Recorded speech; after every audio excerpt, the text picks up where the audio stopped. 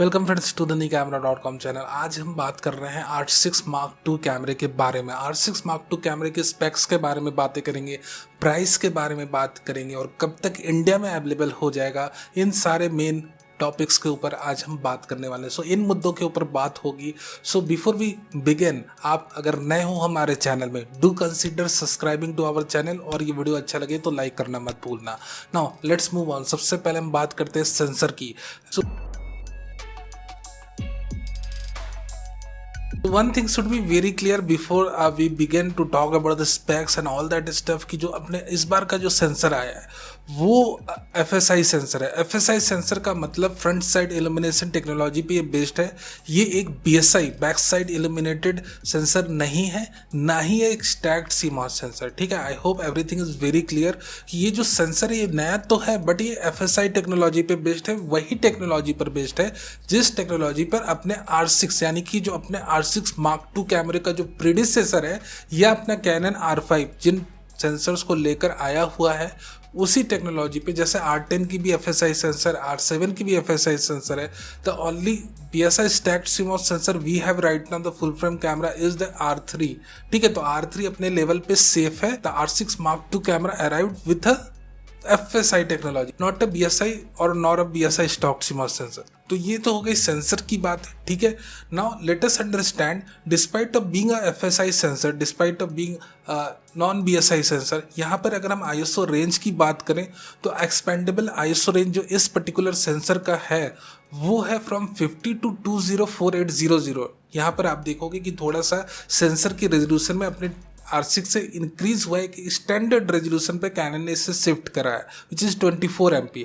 Despite of that यहाँ पर जो हमारी ISO रेंज है ना वो उतना ही है, that starts from 50 and goes up to 204800। But ऐसा नहीं मेरे दोस्त कि आपको ऑटो ISO रेंज में ये सारी रेंज खुली हुई मिलेगी। When you are using the camera in manual mode तभी आपको 50 to 204800 की रेंज मिलती है। अदरवाइज अगर आप ऑटो ISO रेंज सेट कर रहे हो तो इट स्टार्ट फ्रॉम 100 और 200 and goes up to 102400। That's the limit of the auto ISO range. So I hope you understand this.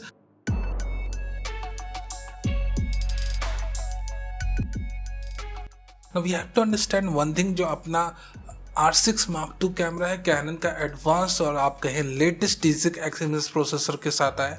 And you know, मैंने कई बार अपनी कई सारे वीडियोस में कहा है कि जब भी एक नया इमेज प्रोसेसर आता है, ये ऐसा नहीं कि सिर्फ इमेज प्रोसेसर आ गया। इस इमेज प्रोसेसर के अंदर रहती है image decoding algorithms, artificial intelligent AF algorithms, auto focusing algorithms. इस सारे एल्गोरिथम्स को भी कैनन अपडेट करते हैं whenever they put a new image processor inside.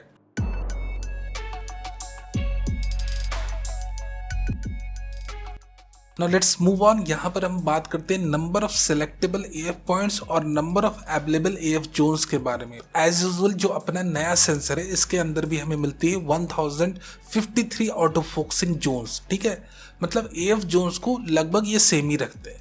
But अगर हम नंबर ऑफ AF पॉइंट्स की बात करें, अपने R6 Mark II कैमरे के अंदर कितने सारे dual pixel CMOS auto focusing points fabricated है, ठीक है, उसके बारे में अगर हम बात करें, then we have 4897 auto focusing points fabricated in this sensor. ठीक है, आप नंबर्स को देखो। The number of AF points, the DPF points fabricated in this sensor is 4897, which is quite a lot when you are going to compare with specifically the competitors like the A7 IV। अगर हम number of active AF points की बात करें, जब भी आप इससे 4K की वीडियोस बना रहे हो या 6K की रॉ फाइल्स को निकाल रहे हो, of course I am going to the video part soon जिस पर हम इन सारी चीज़ों के बारे में डिटेल्स में बातें करेंगे। बट यहाँ पर फिलहाल कितने number of AF points active रहते हैं when you are shooting videos with this R6 Mark II camera. So the number of auto focusing points active when you are shooting videos is 4067, यानी कि 4067 dual pixel CMOS autofocusing points, not hybrid. Remember, Canon is using DPF system, the DPF second generation AF system. So in movie mode, there are 4067 AF points active.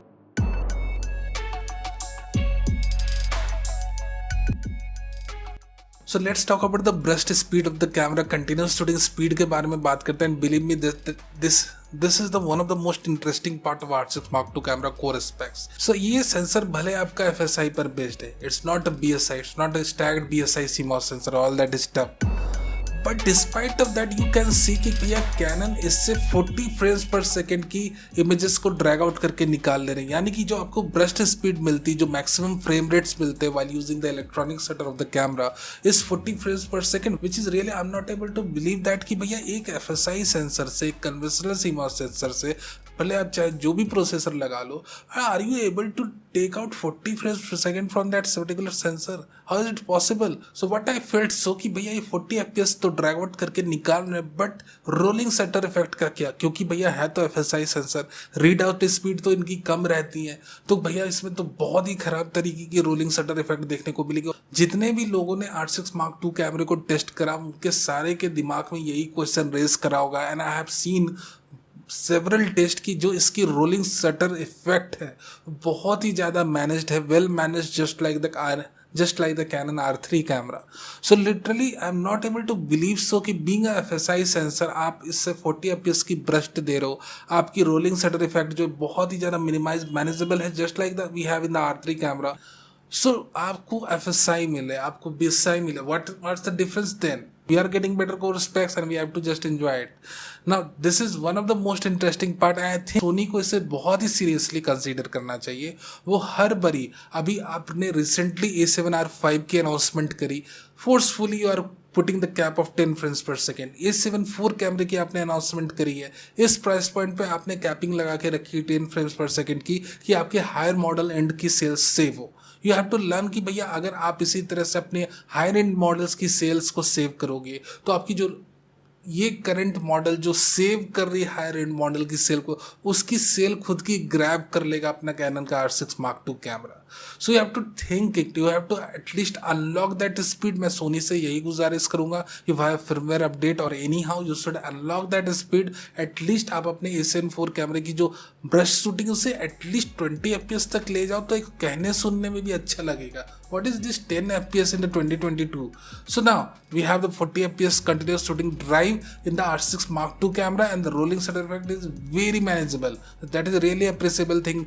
Well done, Canon.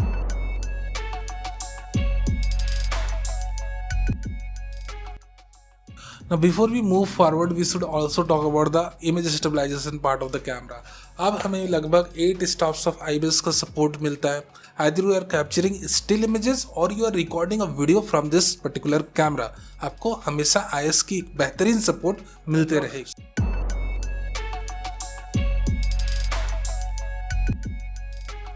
So this was the still part of the camera. ठीक है, अब हम बात करते हैं video part की। Video part भी काफ़ी ज़्यादा इम्प्रेसिव है। इस बारी आप 4K 60 FPS की videos without any crop record कर सकते हो। कोई भी टाइम लिमिट नहीं, जब तक कि आपका कार्ड फिल नहीं हो जाता, ये रिकॉर्डिंग चलती रहेगी। हर एक रेजोल्यूशन पे जो हर एक फ्रेम रेट अवेलेबल है वो अपने 6K से ओवर सैंपल होकर आपको मिलता है, और इन सारे रेजोल्यूशंस को और फ्रेम्स को आप अपने कैमरे के अंदर 4 to 10 बिट इंटरनली रिकॉर्ड कर सकते हो without an issue. End of course 6K की रॉ आउटपुट भी अवेलेबल है वाया द HDMI पोर्ट। तो ये सारी आपकी इनिशियल डिटेल्स हैं अपने वीडियो मोड को लेके। और हाँ, आपकी जो वीडियो मोड है उसमें इस बारी just like the A7 IV focus breathing compensation को ऐड करा गया है, और लगभग फुल HD रिकॉर्डिंग में आप 180 फ्रेम्स पर सेकेंड तक जा सकते हो to create slow motion videos. So these are the initial set of specification we have for the R6 Mark II camera. आप देख सकते हो कि स्टिल पार्ट पे भी इसमें बहुत ज़्यादा इंप्रूवमेंट करी गई है। End of course video part में भी आपको अनक्रॉप्ड 4K 60 FPS की रिकॉर्डिंग और आपको 6K की रॉ वीडियोस रिकॉर्ड करने का ऑप्शन मिलता है with the help of external recorder. तो ये सारी ऑप्शंस आपको मिलती है R6 Mark II कैमरे के साथ। डिस्पाइट ऑफ दैट कि इसमें कोई बहुत मेजर सेंसर अपग्रेड हमें नहीं दिखता है, बट जो अपग्रेड्स हमें स्पेक्स में दिख रहे हैं वो कोई मेजर सेंसर अपग्रेड से कम नहीं है।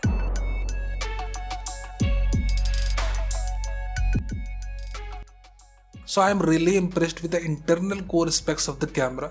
ना अगर हम बॉडी डिज़ाइन की बात करें तो आपको वही सिमिलर बॉडी डिज़ाइन मिलती है, वही सिमिलर आपको वेदर सीलिंग मिलती है जो अपने R6 में है। But what I personally hope and expect कि इस बार वही सिमिलर हीट सिंक यूनिट हमें नहीं मिले जो हमें ओरिजिनल R6 में मिली थी, जिसके चलते ओवर हीटिंग की इश्यूज इसके यूजर्स को फेस करनी पड़ी थी। So what I do hope and expect कि इस बारी वो एक बेटर हीट सिंक या बेटर हीट मैनेजमेंट सिस्टम के साथ आए।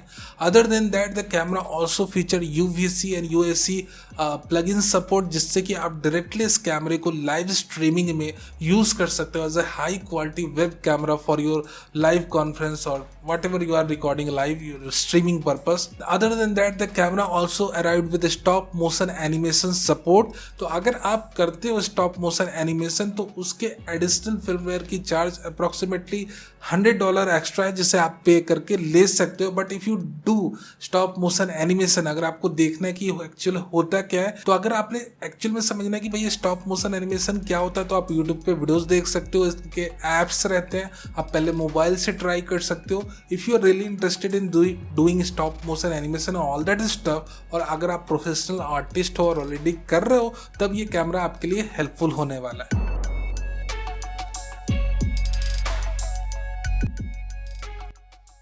फाइनली हम इसकी प्राइस की बातें कर लेते हैं। तो देखो, अभी अगर हम यूएस की प्राइस को कन्वर्ट करते हैं तो 2,10,000 के अंदर इसकी प्राइस दिखती है। बट इंडिया में इसकी अनाउंसमेंट प्राइस क्या ही रहने वाली है उसके बारे में बहुत कंफर्मेशंस नहीं है। Of course it depend upon आपकी जो रिटेल स्टोर वाले वो कितने इसकी प्राइसिंग सेट करते हैं।